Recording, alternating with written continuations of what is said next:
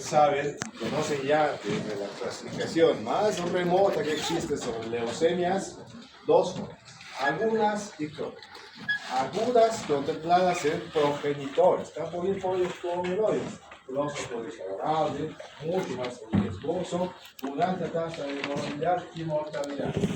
Por otro lado, leucemias crónicas, un flujo un poco más indolente, con pronóstico un poco mejor y que afecta a cierto grupo de personas. ¿Ya? Entonces recuerden, leucemias agudas, leucemias crónicas.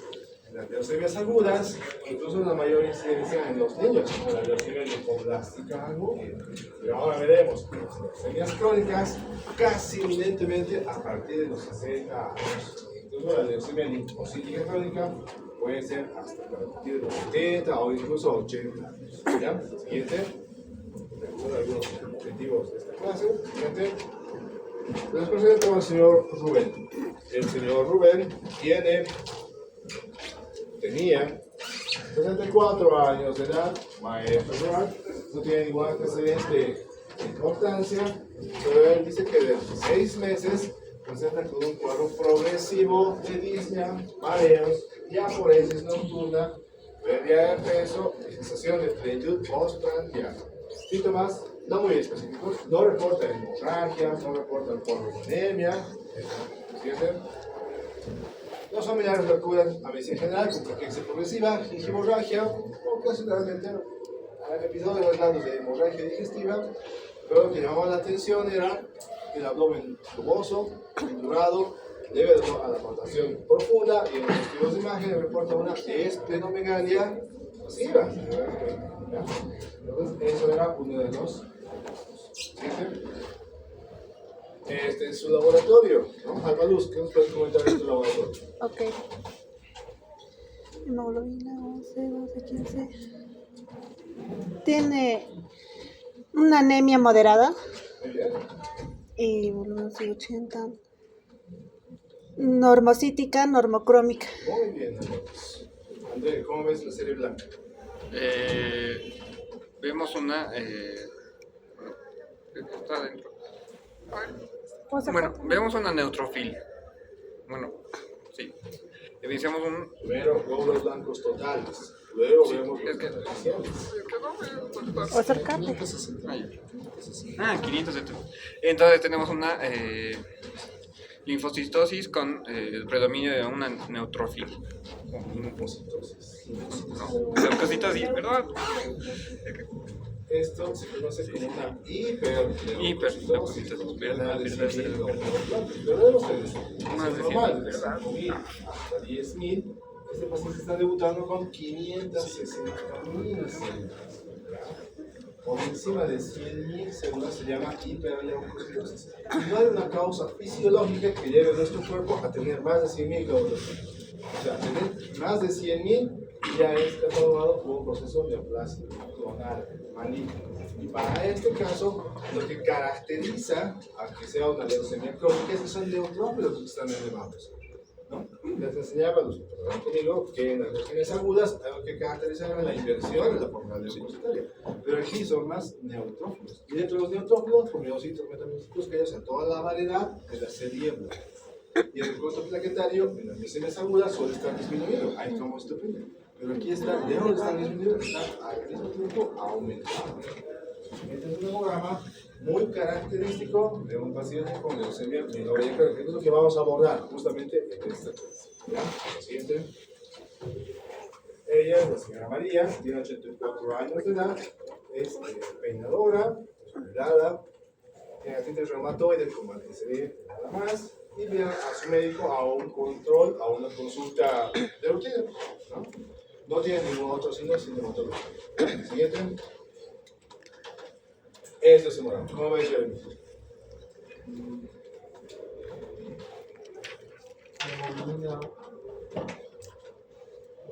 No hay anemia, Ya. están en parámetros normales. La O sea, puede ser muy leve, digamos, ¿no? Pero bueno, no está muy alta el cerebro. serie blanca está con una leucocitosis, con una linfocitosis relativa. Muy bien. Entonces, ese es un hemograma de una paciente con también leucemia crónica, pero se dan cuenta el contraste entre cada paciente. Uno mucho más grave, con esplenomegalia, con anemia, con una hiperleucocitosis además. Y esta paciente completamente asintomática no tiene síntomas de anemia porque su hemoglobina no está tan disminuida, tal vez es normal para la edad que está presentando. No tiene trombocitopenia, lo cual nos aleja un poco de la leucemia aguda, pero sí en los glóbulos blancos, vean, 26.000 glóbulos blancos de una paciente asintomática, porque esperaríamos encontrar 26.000 glóbulos blancos, tal vez en una infección, tal vez en una neumonía, pero la paciente viene asintomática con control de rutina. Y en el recuento diferencial vemos que hay más linfocitos, pero los linfocitos maduros, linfocitos, clonales, pero de aspecto normal.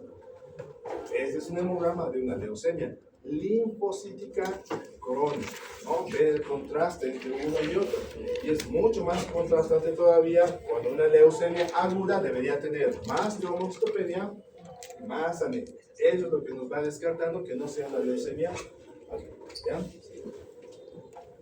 Entonces, las leucemias crónicas, las leucemias maduras parcialmente, viven más tiempo que las células normales. Eso sí, está afectada, aunque la morfología son de linfocitos normales, esos linfocitos tienen una alteración clonal en su núcleo y hacen que sobrevivan mucho más tiempo que una célula normal. Está alterada su apoptosis. Se acumulan, sobrepasan el número de las células normales. 560.000 glóbulos blancos, 560.000, o sea, está muchísimo más alterados de los demás. Dos brazos, igual que las leucemias agudas. Mieloide, linfoma.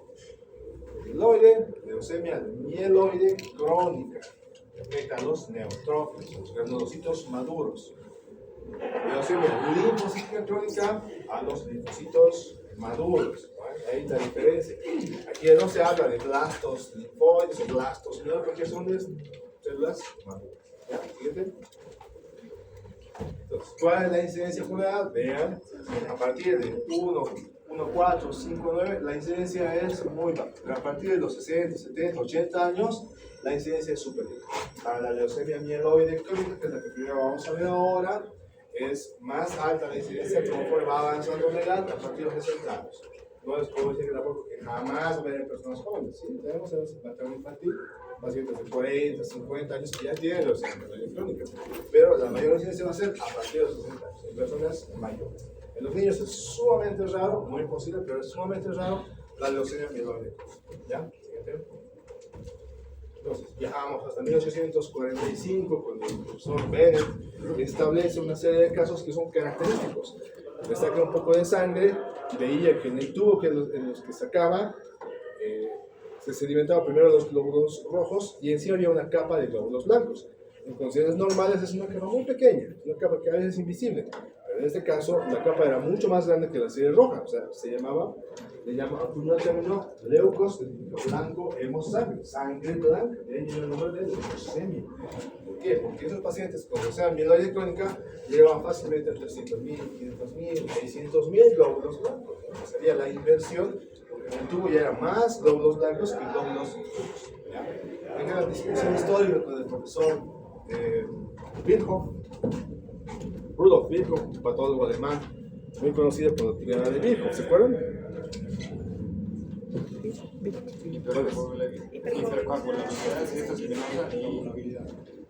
Daño, lesión endotelial. Bueno, muchachos, ¿han visto mis casos? ¿No? Sí, Virchow. Muy bien, mi hermano. El profesor Virchow establece un triada explicando los trombosis, pero además trabaja en este tipo de pacientes. Pero le cede el honor al doctor Bennett, que se establece uno de los primeros en publicar esta serie de cosas. Ya, siguiente. Pero hasta ese tiempo solo había esa capa blanca en la muestra de sangre de los pacientes. Recién el doctor Paul Average establece la actividad patológica y se puede verificar recién al microscopio que son neutrófilos maduros los que estaban aumentados en esta forma de leucemia. Y no está viendo blastos leucemia, células maduras. ¿Ya? Siguiente.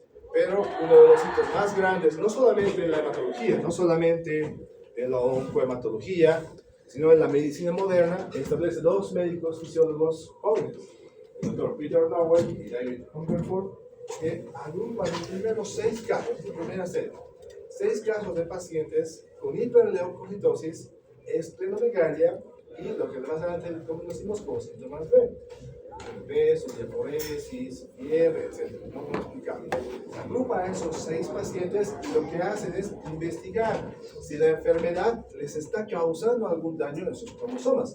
Entonces hacen un mapeo de sus cromosomas e identifican que el cromosoma número 9 con el cromosoma número 22 estaban intercambiables. Entonces ellos asumen pues, que la leucemia les estaba produciendo daño en sus genes, ¿no? ¿Entienden? Lo que en realidad pasa es que al revés, es el daño genético es el que produce la leucemia. Entonces se publica, ¿no? Digo, es un hito muy grande de la medicina. ¿Por qué? Porque a partir de un hallazgo genético, una alteración cromosómica, se explica una enfermedad maligna. Y anulando esa afectación cromosómica o esa afectación genética, se puede dar mayores tiempos de revisión, que es lo que más adelante tenemos.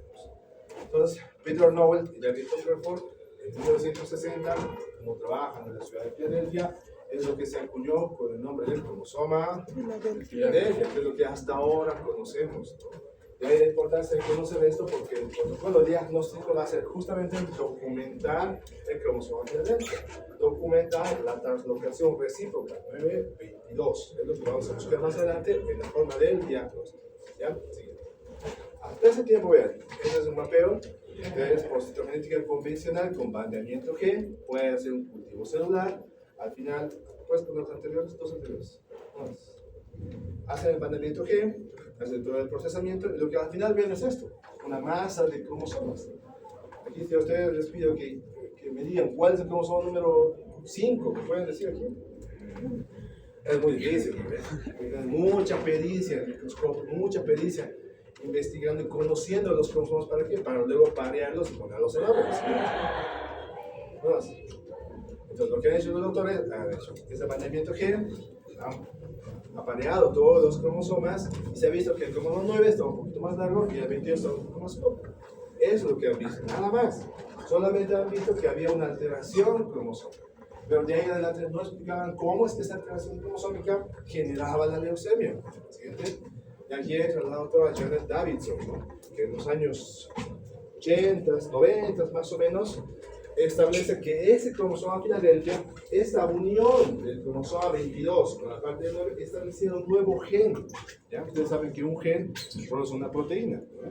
Este nuevo gen es el que se denomina BCR-ABL, Bisexual Receptor Abelson. Pero establece que este nuevo gen de función BCR-ABL es el que más adelante ocasiona el estímulo para que ese núcleo produzca mayor cantidad de neutrófilos en este caso. La doctora Davidson Roddy, en los años 8, si no me equivoco, recibe la medalla de oro del Congreso del presidente Barack Obama por sus trabajos en la determinación de este nuevo gen que más adelante produjo que esta enfermedad puede ser tratada eficazmente. ¿Ya? Siguiente. Entonces, tenemos aquí el gen de fusión BCR-ABL, ¿no? El producto del cromosoma Filadelfia. Este gen BCR-ABL intracelularmente a través de las vías JAK-STAT, fosfatidilcitor 3 quinasa, las vías JAK, etc. Todo eso se entra al núcleo de la célula a través de las vías MIR y estimula que la célula empiece a multiplicarse continuamente, sin una necesidad, porque no hay infección. Si yo tengo una neumonía, pues por una fenómeno fisiológico voy a tener neutrofilia, es algo esperado. Pero aquí, en la ausencia de cualquier motivo, a través del BCR-ABL se va a estimular y eso va a generar mucha mayor replicación celular. Para que esto pase, tienen que fosforilarse todas estas vías, ya sea a aumentar la replicación celular. Eso es el origen de este enfermedad. Será muy importante el trabajo del doctor Davidson, del doctor Peter Nowell, David Hungerford, porque establece el origen. Pero el más importante es la doctora Davidson Rowley, porque establece que el BCR es el origen de todo esto. Y conociendo el origen de esto, podemos anular el BCR-ABL y solucionar gran parte del problema. Ven la importancia, la historia de la medicina, que doctoras como la doctora Davidson Rowley merece todo nuestro respeto y agradecimiento, porque más de un trabajo científico de muchos años ha podido establecer no solamente el primer hito de una enfermedad maligna o oncológica tratada con medicamentos, pero claro, aquí no utilizamos quimioterapia para eliminar todo, no, utilizamos específicamente bloqueadores de BCA-ABL, ¿ya? Fíjate. ¿Cuáles son los síntomas de la leucemia crónica? Fatiga, debilidad, fiebre, pérdida de peso. Suele ser una pérdida de peso más de 10 kilogramos en un periodo de tiempo corto, ¿no? Para que sea significativo. Algunos episodios de sangrado, sencillas, esplenomegalia y el dolor. ¿Cuáles son los síntomas más frecuentes?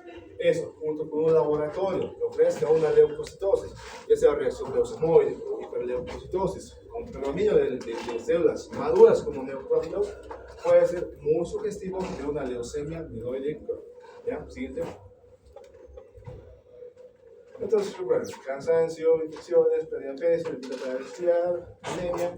No es tan frecuente la anemia, no les voy a mentir. En casos muy avanzados sí es un poco más frecuente, pero al inicio o al diagnóstico a veces incluso es normal. En los linfáticos a veces es más para la serie linfoide, pero muchas veces puede pasar. Dolor óseo, esto sí es importante. Y la esplenomegalia. ¿Ya? Siguiente.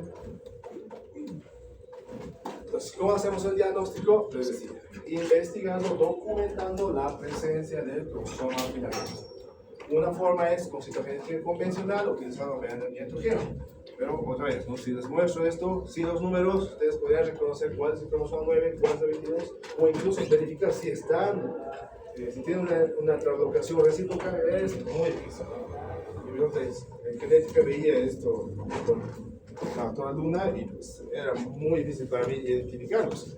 Claro que ella con muchos años de experiencia tal vez lo puede hacer más fácilmente, pero no es, tiene alta tasa de falsos negativos, por eso no era tan sensible ni específica, ¿no?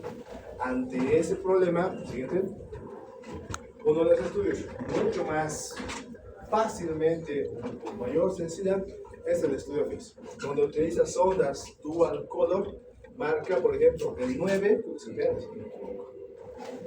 el 9 es el rojo, marca el 22 es el verde, y si es que hay translocación, si es que hay la inversión, la translocación 9-22, va a marcar un color amarillo, o sea, la unión de estos dos.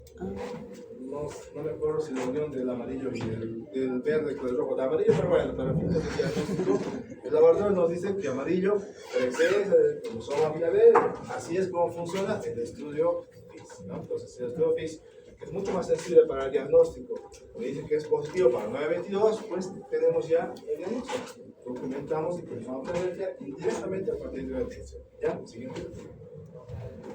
¿Ya? El estudio FISH. Muy bien, siguiente. La otra forma es mediante una reacción en cadena de la polimerasa.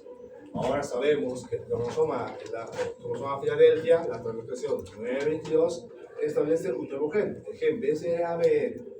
Se puede hacer mediante una amplificación de la secuencia, mediante los primers específicos de la polimerasa, amplificar el gen BCABL. Y si este es positivo, pues también indirectamente estamos encontrando el cromosoma Filadelfia. ¿Ya? La idea es documentar el CABL o el cromosoma Filadelfia para tener el diagnóstico definitivo. ¿Ya? Siguiente. Entonces, en base al estado del paciente, en base para la carga tumoral que puedan tener, ya sea médula ósea o en sangre periférica, se establecen tres fases. La fase crónica, una fase acelerada y una fase blanca. La fase crónica generalmente es cuando hacemos el diagnóstico. La paciente todavía no está muy alterada su programa, tiene algunos parámetros que ahorita lo vamos a ver, pero más o menos entre 4 a 6 años dura una fase crónica. ¿Ya? La fase acelerada, que en algunas revisiones actuales del año pasado ya no ha salido reportada la fase acelerada, pero más o menos un año. Cuando la paciente llega a una fase blástica, vean, 3 a 6 meses. La fase blástica quiere decir que era una leucemia crónica, pero que ha avanzado tanto en su alteración, en su genética, que se ha convertido en una leucemia aguda. Esto sucede generalmente a la fase final de la enfermedad. Si sumamos todo esto, vean, 4 a 6 años, más un año, más 6 meses, llegar a una sobrevida de más o menos entre 7 a 8 años. Ahora, las tasas con el tratamiento adecuado han casi duplicado la esperanza de vida. 10, 14 años sobrevida para un paciente con leucemia pues ya es bastante tiempo. Comparado con la leucemia aguda, que pues, a veces no pasa ni siquiera 3 a 6 meses, ¿no? Entonces, vean la diferencia en cuanto a pronósticos. ¿Siguiente? Bueno, esas son las fases. Crónica, plástica, fase acelerada. ¿Ya?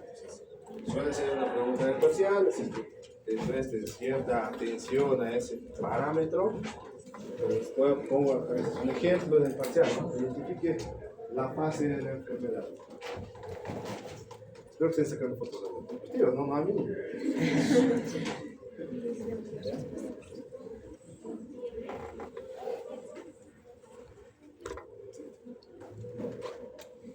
Entonces, ¿por qué decimos que es un hito grande el tema del BCR-ABL? Porque se puede bloquear específicamente esa región genética. Vean, este es el BCR-ABL y un paciente con leucemia mieloide crónica. O sea, como son 9, se ha partido, el 22 también, se ha juntado. El 22, que tiene el segmento del 9, se transforma en Filadelfia y establece el gen BCR-ABL. Este se fosforila y un instructor, y es mi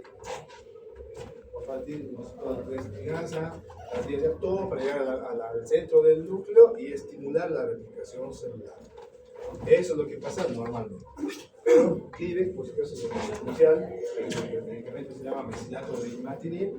Más o menos en 1998, sí, 98, 97, 98 sale al mercado, más o menos por estas fechas. Justo era la Copa del Mundo para 98, ¿no? Seguro nadie aquí ha visto, pero en ese tiempo sale al mercado el mesilato de imatinib. Un medicamento muy innovador. ¿Qué es lo que hace? Bloquea la fosforilación del BCR-ABL, entonces queda bloqueado. Es como si ustedes quieran salir por esta puerta y yo le pongo una llave incorrecta y no puedo llave. Aunque ustedes tengan la llave apropiada, no van a poder abrir la puerta. Algo similar así pasa. El BCR-ABL se encuentra bloqueado por el mesilato de imatinib y al no generar toda la cascada de señalización para la replicación celular. Bloqueamos puntualmente el BCR-ABL y mediante esa vía bloqueamos el avance de la Los pacientes llegan a tener respuestas muy apropiadas, duplican o hasta triplican la sobrevida y de esa manera, ese medicamento, gracias a la investigación de la doctora Harrison, Powell, etc., tenemos ahora un tratamiento específico para una alteración genética. Si esta misma alteración lo tuviéramos en todos los tipos de cáncer, pues seguramente el cáncer ya no sería la gran catastrófica que es ahora. Pero lastimosamente esto es específicamente para la leucemia mieloide. Aunque la leucemia linfoblástica aguda hay algunas formas de promoción de Filadelfia, es puntualmente para la leucemia mieloide. ¿Ya? Siguiente. Entonces, lo que se ve en los pacientes que utilizan Clives comparado con interferón o citarabina, que era para ese tiempo la primera vía de tratamiento, se ha visto que el 97% de estimación de sobrevida a los 12 meses comparado con el 80%. ¿Sí? Mejor sobrevida. ¿Ya? Sobrevida libre de enfermedad, 98% para el Clive contra 93% para la citarabina y interferón. Mejor sobrevida sin enfermedad, mejor sobrevida global. Siguiente. Datos de respuesta citológica mayores. ¿Qué tanto podemos borrar el cromosoma Filadelfia? 76% con Clive, 12% con interferón y citarabina. Respuesta citogenética completa, 54% con Clive, versus 3% con citarabina y interferón. De lejos, el Clive que es la mejor opción. ¿Ya? No piensen que viene Clive, por favor, pero son los datos reales con los que sale al mercado de Clive. Y hasta ahora se transforma, o hasta ahora sigue siendo la primera línea de tratamiento en todos los casos de la leucemia. ¿Entienden? Igual, para los efectos secundarios, bueno, como ustedes saben, todo medicamento tiene lo que se ha evaluado es un poco la alteración en la función hepática, fatiga, diarreas, rash, pero, o sea, ¿qué conviene? Tener 10 años de sobrevida o tener un poco de diarrea, un poco de náusea. Creo que pues, muchos pacientes han escogido la sobrevida global, ¿no? Entonces, desde ese punto de vista, es mucho más beneficioso que no empezar. ¿Ya? Siguiente. Entonces, Rubén, inmediatamente contigo, tiene 40 miligramos la receta, la dosis es diaria, 200 miligramos por día, hasta encontrar la respuesta más profunda. Pero vamos a ver esa parte. Les había un poco de toxicidad hepática. Se ha llegado a reducir un poco la dosis a 200 al día para tratar de evitar elevación de bilirrubinas, transaminasas y demás. Pero después han tenido buena prueba de tratamiento, disminuye la splenomegalia, eso sí, puedo decir que no ha sido tampoco mágico, ¿no? Es que con 2 tabletas ya vamos a estar normal, es un proceso largo, pero por lo menos hemos evitado el progreso de la enfermedad. Mejor calidad de vida. El paciente empezó en Chile más o menos cerca del año 2015, 2014, más o menos. Hasta el año 2020, 2021 le dio la respuesta. 21-22 pasamos a Tasertib, la segunda generación, que es más efectivo para este tipo de casos. Logró refractariedad, tuvo que utilizar nilotinib, que de la tercera generación ya no pudo conseguirlo, no pudo comprarlo. Tuvo un accidente de tránsito, ruptura de máscara, una tragedia. Falleció de su paciente luego. Pero pudimos regalarle ese tiempo de vida, casi 10 años, hasta que ¿ya? ¿Siguiente? ¿Es de alguna manera control? Bueno, 560.000 tenía en el recuento de glóbulos blancos. Cuando yo tuve como 11.000 a los 3 meses, por caso. 11.000. En plaquetas normales, dio un discreto incremento en el cerebro. O sea, era la respuesta. Estábamos buscando esto, ¿no? Con el paciente, ¿no? Y es lo que hemos obtenido a los 3 meses después del tratamiento. Entonces, cuando hacemos un tratamiento para la leucemia mieloide crónica, no solamente tenemos que normalizar el enfoque, tenemos que tratar de documentar la respuesta más profunda posible. Es decir, buscar la respuesta molecular mayor o la respuesta molecular completa, que significa que el PCR va a ser negativo. Borrar toda la evidencia de BCAA que puede existir en el paciente. Menos del 5% de los pacientes lo logran, ¿no? No es nada sencillo. Basta que exista una célula de BCAA para que signifique que la enfermedad está controlada. Pero si logramos profundizar, la respuesta lo más profunda posible, las sobrevidas van a ser muy grandes. Las sobrevidas sin enfermedad y la sobrevida global van a ser mucho más. ¿Ya? Pasando a la leucemia linfocítica crónica, es otra forma de leucemia crónica en este caso, pero aplicado a la serie linfótica, ¿no? Ustedes ven un hemograma, ustedes ven un frontis de sangre periférica de una sangre de un paciente que no tiene ninguna enfermedad, van a ver linfocitos de esta misma estructura.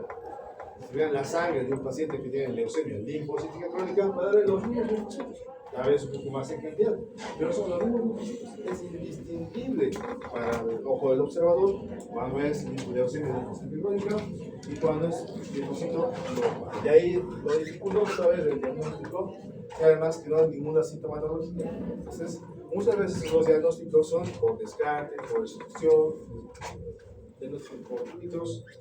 En algún caso, cuando es muy avanzada la enfermedad genera algunas anedopatías o algunas splenomegalia, pero después es casi asintomático. ¿Entienden? Representa que es la tercera parte de lo que es el leucemia que se produce por año, a partir de los 60, 70 años aproximadamente. A un promedio de la hospital materno infantil tenemos más o menos entre los 70 y 75 años para llegar al diagnóstico. El último caso que hemos tenido ha sido casi 84 años al diagnóstico de leucemia linfocítica. Y estas leucemias, si no tienen ningún daño genético específico, pueden tener sobrevidas de hasta 10, 15 o 20 años. Son 84 años de diagnóstico y va a sobrevivir 20 años más, creo que más de 100 años es suficiente, ¿o no? Además que por la fragilidad y demás no siempre se puede hacer tratamientos. Pero bueno, es una enfermedad de la vejez, ¿ya? Adultos mayores. Muy raro el reporte de que puede haber un paciente menos de 60 o menos de 30 años. Y en los niños casi imposible, ¿no? Realmente está asociado a adultos mayores. ¿Ya? ¿Entiendes? Estamos aquí. Estamos en el mapa de la hematopoiesis. Vean. Precursor mieloide, precursor linfótico. Si afecta aquí el daño genético, leucemia mieloide aguda, el progenitor. Afecta aquí, leucemia linfoblástica aguda, el progenitor linfótico. Pero se afecta a las formas maduras, ya son leucemias crónicas. Leucemia linfocítica crónica, así se dice. No es leucemia linfoblástica crónica, ¿no? Es crónica, como decir el grano más alto del mundo. Entonces, aquí estamos, ¿no? Afecta a los linfocitos maduros. Entonces, La leucemia linfocítica crónica o linfoide crónica, que son una neoplasia de linfocitos B, aunque puede ser T, más raro, o NK, más raro, pero generalmente son B.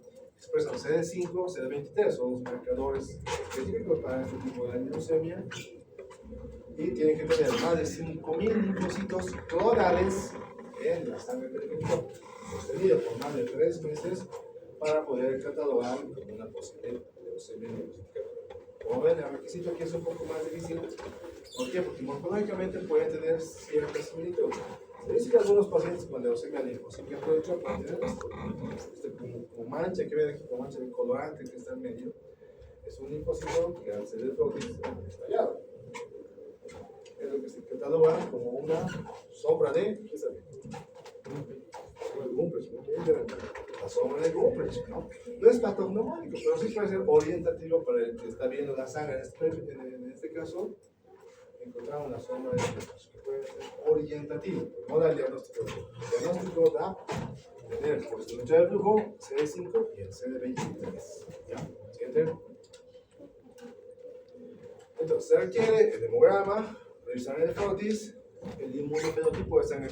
Aquí no documentamos BCAA, no documentamos IgG, nada. Otra entidad. Linfoide crónica, linfocitos sostenidos, más de 5.000 en unos 3 meses.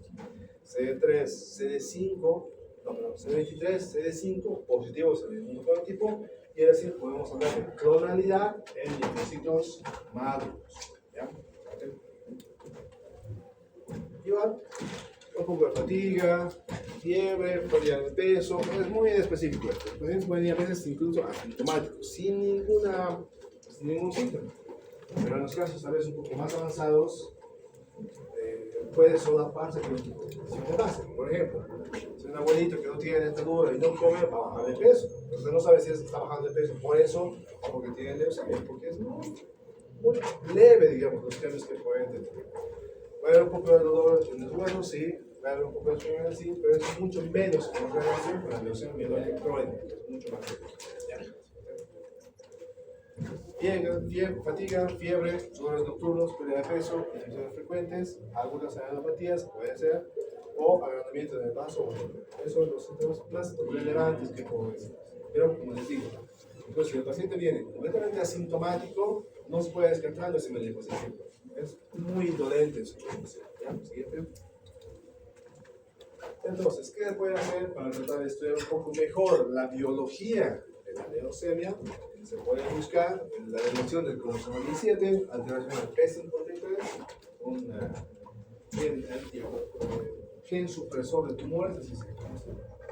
Si tenemos alguna alteración en estos hallazgos genéticos, podemos establecer cierto riesgo. Si fuera alto riesgo, ameritaría un tratamiento con quimioterapia. Si no fuera de alto riesgo, la paciente está sintomática, entonces puede ser solamente vigilancia. Podemos no dar tratamiento de esta forma de leucemia, porque es bastante índole. Pero mucho depende también de su perfil mutacional, ¿no? El P53 puntualmente también es el más importante. Si afecta a los ganglios linfáticos, se puede confundir fácilmente con un linfoma, porque en el linfoma hemos dicho que el hemograma también podría ser normal y tiene agrandamiento de los ganglios.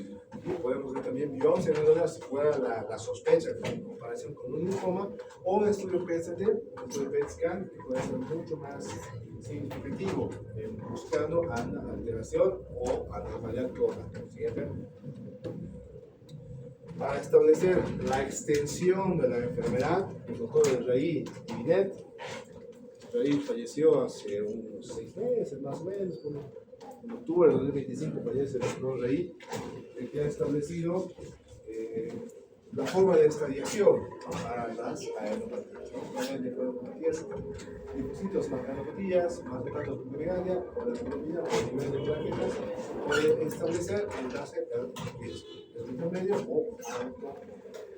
Ya, también suele ser una pregunta para sus autoridades. Presten particular atención. Les voy a poner un caso clínico que establezca el grado de raíz para la leucemia linfocítica. Cuando establece cierto grado de compromiso, si fuera alto riesgo, ameritará un tratamiento más agresivo, por un riesgo intermedio, pues medio puede ser incluso solo observación, solo vigilia, pueden pasar así. ¿Ya? Siguiente.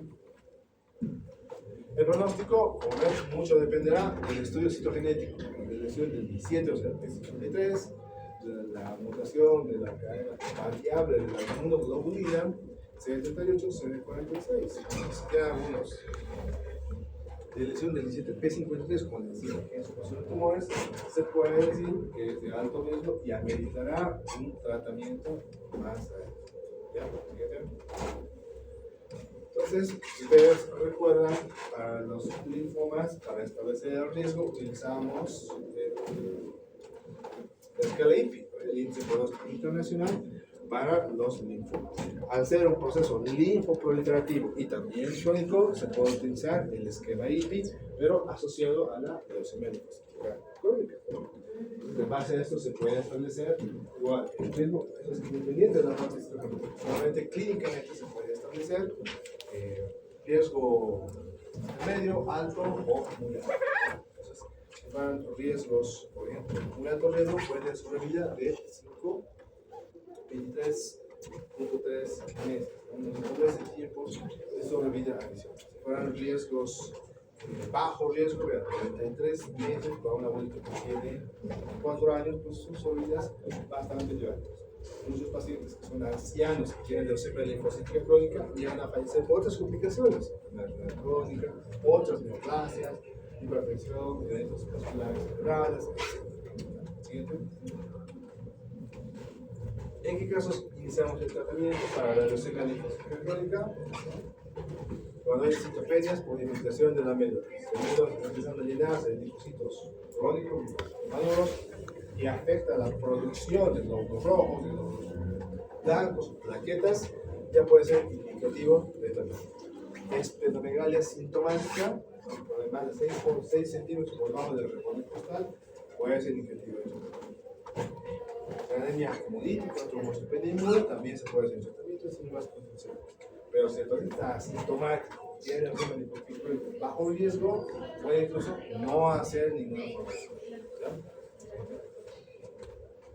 Entonces, la señora María, 84 años, como les decía, tiene artritis reumatoide y es asintomática. Tiene el perfil de mutaciones sin leves, no tiene alteración del PCP3, de leucemia 17. Entonces, la paciente pasa una fase de vigencia. Cada mes, cada 2 meses, cada 3 meses, en nuestro programa, verificamos que no hay citopenias, verificamos que no haya síntomas constitucionales marcados, no haya esplenomegalia, otros 3 meses de vigilancia. ¿Ya? Siguiente. Siguiente, vean aquí, la paciente asintomática tiene 26.000 glóbulos blancos con el maduros, pero no tiene ni anemia ni alteración de las plaquetas. No medita una forma de tratamiento. Siguiente. Si es que meditar una forma de tratamiento, se suele utilizar fludarabina, ciclofosfamida, rituximab, el esquema FSR, comúnmente empleado en muchos lugares del mundo, o el esquema con benzamustina, rituximab, o incluso de el ibuprofen es ampliamente utilizado en esta condición. Si es que llegamos a encontrar un PCV3 no mutado o con este mutado más altas dosis de agentes auxiliares de fludarabina o también con ciclofosfamida. Estos son los medicamentos que voy a utilizar. Las dosis, no estoy seguro que ustedes vayan a emplear esas dosis de leucemia, solo hará el reumatólogo, pero sepa por conocimientos generales que los pacientes con leucemia linfocítica crónica que ameritan el tratamiento suelen utilizar fludarabina, ciclofosfamida, rituximab, anticuerpo monoclonal anti-CD20, muy empleado en los pacientes con linfoma, benzamustina con rituximab o fludarabina con rituximab, una combinación, ¿no? Les digo, no suelo preguntar esto de examen, pero sepa por conocimientos generales que eso será la cosa. Así como para la leucemia crónica, imatinib, esos medicamentos son los que pueden utilizar dependiendo de cada caso. El imatinib se utiliza independientemente de la edad, ancianos, jóvenes, todos pueden utilizar. Pero si es un anciano de 84 años de edad que es frágil, si le doy benzamustina o ciclofosfamida a esa dosis, puedo morir por toxicidad de la quimioterapia. Entonces hay que evaluar muy bien en quiénes vamos a empezar a tratar. ¿Ya? Siguiente video. Ibrutinib, venetoclax es muy novedoso, recientemente no hace mucho, hace unos 2 o 3 meses se establece el venetoclax como una forma de tratamiento válido para la leucemia linfocítica crónica. Venetoclax con rituximab es un muy buen esquema, ha mostrado gran resultado de superioridad en comparación con los estudios de clorambucil, por ejemplo, o obinutuzumab con venetoclax. Claro que una combinación de obinutuzumab con venetoclax, cada ciclo de quimioterapia estará costando casi 400.000 bolivianos, más o menos. Por sí. Entonces, no es algo muy fácil en nuestro medio, pero las guías internacionales pues, nos muestran esas combinaciones de medicamentos diseñados especialmente para ancianos que tengan leucemia linfocítica. ¿Ya? Entonces, recuerden, no es mi objetivo aburrir y demás hablando de la leucemia crónica, pero nos llevaremos con que es una leucemia casi evidentemente de personas mayores, de adultos mayores, arriba de 60 años, o para la leucemia linfocítica crónica, casi 70 u 80 años de edad. El pronóstico es mucho más favorable comparado con una leucemia aguda. Las sobrevidas son superiores. La importancia en este caso va a ser siempre el diagnóstico oportuno. Recuerden siempre la interpretación correcta del hemograma. La evaluación clínica del paciente es lo que les va a orientar. ¿Ya? Si ustedes, en primer nivel de atención, no sospechan de leucemia crónica, ningún médico especialista lo va a diagnosticar. El primer paso siempre va a ser la sospecha diagnóstica. ¿Ya? Una buena sospecha, el reumatólogo hará el diagnóstico y empezará un tratamiento. Y el pronóstico será muy favorable si empezamos un tratamiento temprano. Si hacemos un diagnóstico tardío, el pronóstico es muy malo y pues, mayor riesgo de mortalidad a largo plazo. ¿Ya? Eso es todo. Muchas gracias.